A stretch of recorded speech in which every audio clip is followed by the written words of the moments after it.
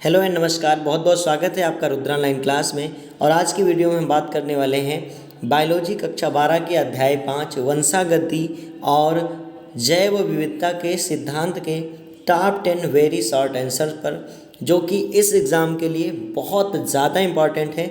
तो हर क्वेश्चन को बहुत अच्छे से समझिएगा और अपने कॉपी में भी नोट कर लीजिएगा। पहला क्वेश्चन जो है वो है हीमोफीलिया को ब्लीडर रोग क्यों कहते हैं। अर्थात ये भी पूछा जा सकता है किसी भी तरीके से हीमोफीलिया से क्वेश्चन जरूर आते हैं एग्जाम में, तो इसको आप बहुत अच्छे से ज़रूर तैयार कर लीजिएगा। क्योंकि इस रोग में चोट लग जाने या कट जाने पर रक्त का थक्का नहीं जमता है, जिसके कारण रक्त लगातार बहता रहता है। इसीलिए हीमोफीलिया को ब्लीडर रोग कहा जाता है। तो हीमोफीलिया को ब्लीडर रोग क्यों कहा जाता है, इसका आंसर आपको पता चल गया होगा। नेक्स्ट क्वेश्चन है वंशागति के क्रोमोसोमवाद को किसने प्रस्तावित किया था।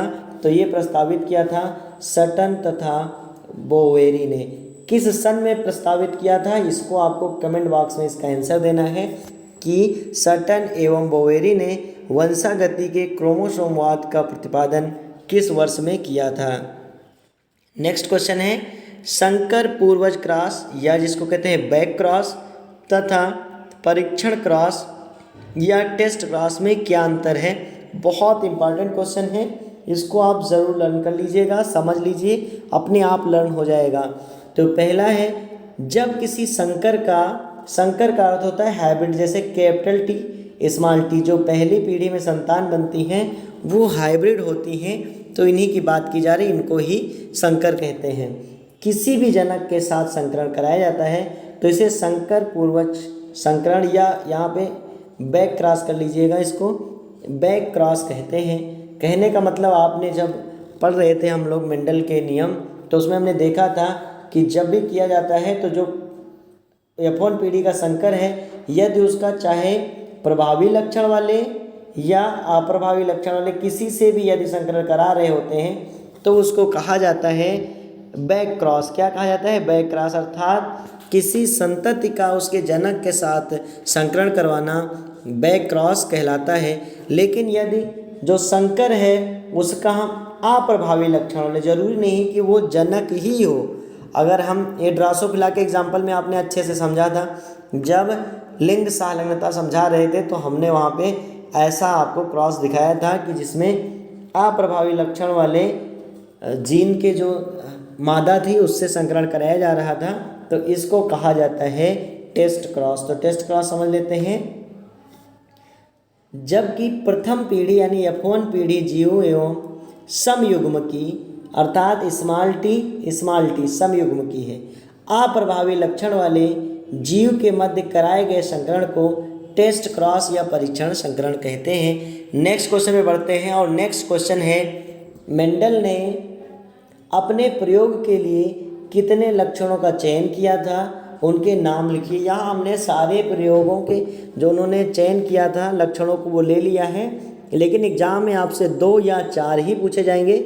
आप 7 लक्षण हैं, सातों के साथ आप तैयार कर लीजिएगा। 2 नंबर या 1 नंबर एग्जाम को इससे ज़रूर देखने को मिलेगा। तो सबसे पहला है मेंडल का प्रयोग मटर के पादप पर था। उन्होंने अध्ययन हेतु पादप के 7 विपर्यास लक्षणों का चयन किया था, जो निम्न है। सबसे पहला है बीज की आकृति, फिर बीज का रंग है, पुष्प का रंग, फली की आकृति, फल का रंग, पुष्प की स्थिति और पौधे की लंबाई। एक बार फिर से रिपीट कर देते हैं। बीज की आकृति, बीज का रंग, पुष्प का रंग, फली की आकृति और फली का रंग, पुष्प की स्थिति और पौधे की लंबाई। तो ये 7 लक्षण उन्होंने लिया था। इसमें अगर कुछ भी पूछा जाता है तो आप लिख सकते हैं। नेक्स्ट और बहुत इंपॉर्टेंट क्वेश्चन है, ये बहुत जनरल क्वेश्चन लगता है लेकिन है बहुत इंपॉर्टेंट, और बहुत सारे लोग इसमें कंफ्यूज भी रहते हैं, तो वो कन्फ्यूजन भी दूर हो जाएगी।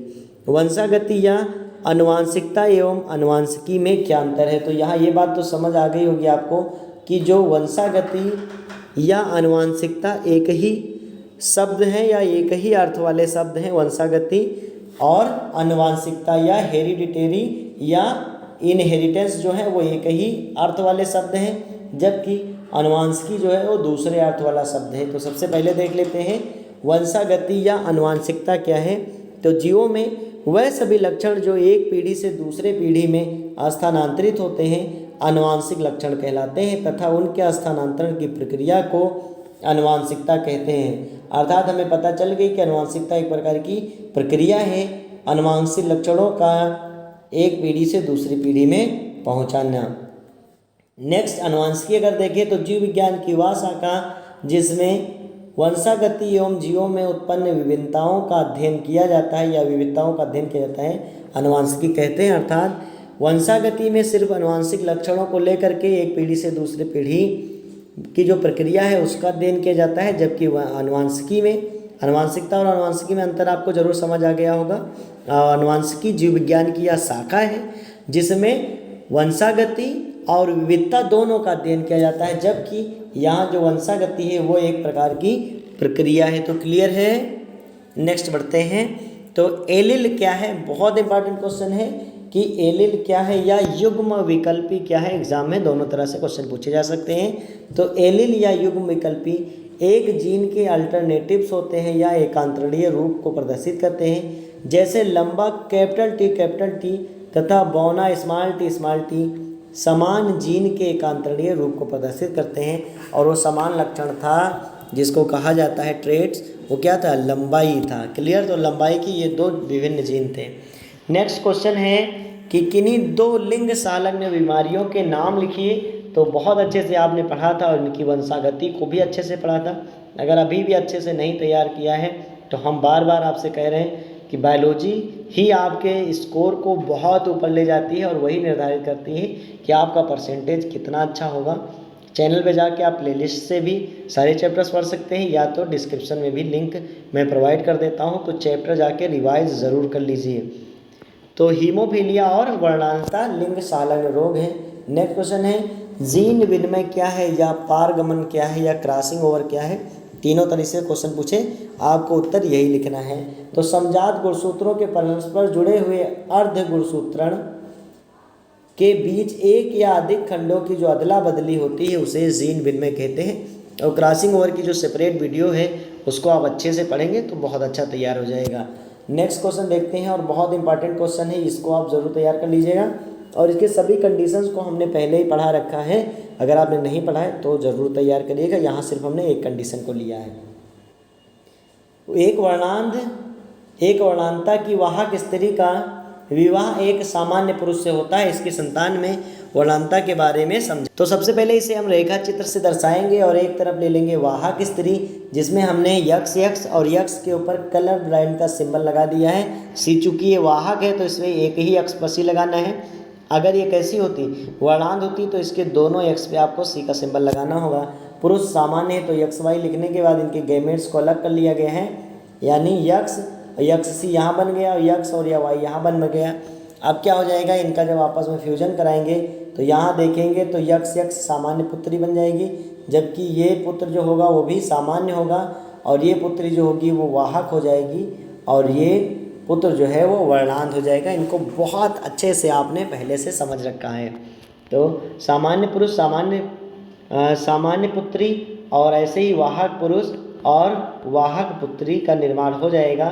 तो इसमें आप लिख सकते हैं, इनका आंसर ऐसे लिख सकते हैं कि जब एक वर्णांता की वाहक स्त्री का विवाह एक सामान्य पुरुष से होता है तो आने वाली संतानों में जो 50% पुत्रियां होती हैं वो सामान्य होती हैं, वही 50% जो पुत्रियां होती हैं वो वाहक होती हैं, जबकि जो 50% पुत्र होते हैं वो सामान्य होते हैं और 50% पुत्र जो होते हैं वो वर्णांत होते हैं। तो इस तरह एक क्वेश्चन हो जाएगा।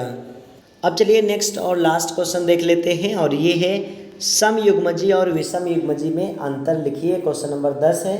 अगर आप चाहेंगे तो इस चैप्टर से हम और भी इम्पॉर्टेंट क्वेश्चन बनाएंगे। साथ साथ ये अति लघु उत्तरीय थी, अभी लघु उत्तरीय, दीर्घ उत्तरीय, इन सब की भी वीडियो मिलेंगी और साथ साथ इससे अगले वाले चैप्टर की वीडियो भी आपको लगातार मिलेगी।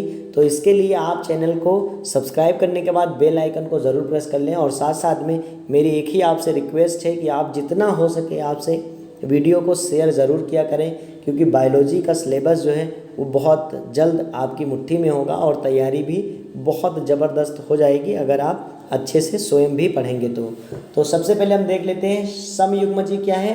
तो एक जीन के दोनों युग्मविकल्पी एलील इसमें समान होते हैं, और जबकि विषम युग्मजी या हेट्रोजाइगस में क्या होता है, एक जीन के दोनों युग्मविकल्पी जो होते हैं वो अलग अलग होते हैं। जैसे कैपिटल टी और यहाँ हो गया कैपिटल टी स्मॉल टी, तो दोनों अलग अलग है, वहाँ पे दोनों समान हैं। ऐसे ही कोई दो लक्षण या दो अंतर ही आपको याद करना हो, तो इसमें 3 अंतर है, कोई बात नहीं।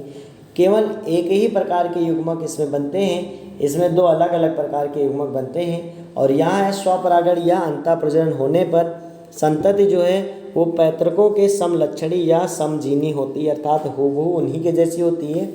जबकि इसमें स्वपरागण या अंतःपराजन होने पर संतति में प्रभावी दोनों विप्रयासी लक्षण व्यक्त होते हैं। तो इस तरह आपने बायोलॉजी के चैप्टर नंबर 5 के टॉप 10 अति लघु उत्तरीय प्रश्नों को जरूर तैयार कर लिया है।